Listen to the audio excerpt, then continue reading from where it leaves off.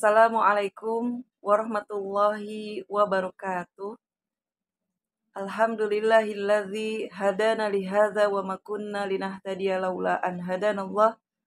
Asyhadu an la ilaha illallah wahdahu la syarikalah wa asyhadu anna Muhammadan abduhu wa rasuluhu la nabiyya ba'dah. Allahumma shalli ala sayyidina Muhammad wa ala alihi wa ashabihi wa man walah. Hadirin yang dirahmati Allah Subhanahu wa taala, anak-anak yang sholih dan sholihah. Alhamdulillah, kita sudah memasuki hari ke-21 di bulan Ramadan. Semoga apa yang sudah kita jalani diterima oleh Allah Subhanahu wa taala, serta sisa waktu yang belum kita jalani mendapatkan taufik dari Allah Subhanahu wa taala agar kita bisa mudah tetap semangat melaksanakan ibadah di bulan Ramadan ini. Ramadan adalah bulan yang di dalamnya diturunkan Al-Quran sebagai petunjuk bagi manusia dan penjelasan-penjelasan mengenai petunjuk itu dan pembeda antara yang hak dan yang batil. Al-Quran bukanlah untuk disenandungkan saja dan bukan pula untuk dinikmati kandungan dan isinya oleh akal dan kecerdasan intelektual saja. Akan tetapi wajib diyakini, dipahami, dan diamalkan. Untuk itulah, mengamalkan Al-Quran adalah kewajiban agar benar-benar menjadi hidayah, rahmah, syifa, dan tazkirah bagi kita. Agar kita dan generasi kita dapat hidup dengan karakter Al-Quran dan merasakan langsung kedahsyatannya, maka tanpa terkecuali kita dan generasi kita harus mampu berinteraksi dengan Al-Quran. Agar interaksi Al-Quran kita memperoleh hasil yang maksimal dan melahirkan hasil yang diharapkan, maka kita pula harus memahami metode berinteraksi dengan Al-Quran. Adapun langkah-langkah agar kita bisa berinteraksi dengan Al-Quran, yaitu yang pertama adalah akrab dengan Al-Quran.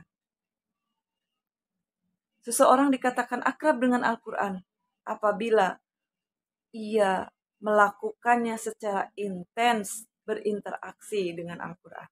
Hal itu dilakukan dengan cara mempelajari dan mengajarkannya kepada orang lain. Rasulullah Shallallahu Alaihi Wasallam bersabda, "Khairukum man ta'allamal Qur'ana wa 'allamahu." Sebaik-baik kalian adalah yang belajar Al-Quran dan mengajarkannya. Hadis riwayat Bukhari. Adapun hal yang ia pelajari dan ajarkan kepada orang lain itu meliputi pertama bacaannya, yaitu membaca Al-Quran dengan baik dan benar sesuai dengan makhraj dan tajwidnya. Berikutnya adalah pemahamannya. Ketika kita sudah belajar Al-Quran dengan baik, maka kita pula memahami arti Al-Quran tersebut dengan baik, yaitu sesuai dengan kontekstual. Karena ada beberapa ayat yang harus dipahami secara kontekstual. Berikutnya adalah penerapannya. Ketika apa yang sudah dipahami, maka hendaknya mampu diterapkan dalam kehidupannya. Langkah selanjutnya adalah penghafalan dan penjagaannya. Agar kita senantiasa berinteraksi dengan Al-Quran, langkah berikutnya yaitu mendidik diri dengannya, supaya sifat-sifat dan karakternya sesuai dengan Al-Quran. Yang ketiga, yaitu tunduk menerima hukum-hukumnya. Apa yang diperintahkan oleh Allah maka kita laksanakan, dan apa yang dilarang oleh Allah maka kita jauhi.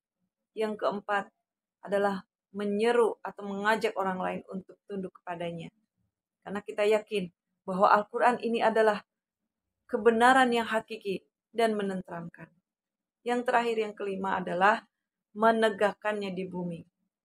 Nilai dan hukum-hukumnya ditegakkan dalam kehidupan pribadi dan kehidupan sosial masyarakatnya. Hadirin yang dirahmati Allah Subhanahu wa taala, semoga Allah Subhanahu wa taala membimbing kita agar kita senantiasa berinteraksi dengan Al-Quran hidup di bawah naungan Al-Quran, dan menjadikan Al-Quran sebagai dusturul hayat atau sebagai pedoman hidup kita. Wallahu a'lam bishawab. Akhirul kalam. Wabillahi taufiq wal hidayah. Wassalamualaikum warahmatullahi wabarakatuh.